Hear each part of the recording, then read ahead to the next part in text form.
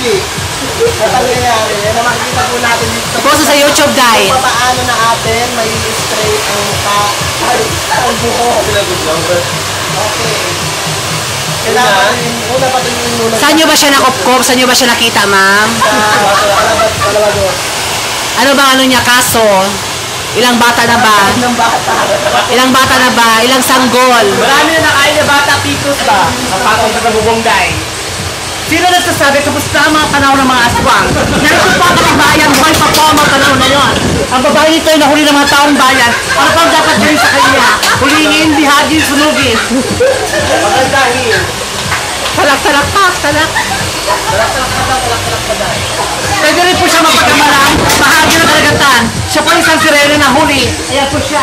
Sinabala sa buntot na na inihaw.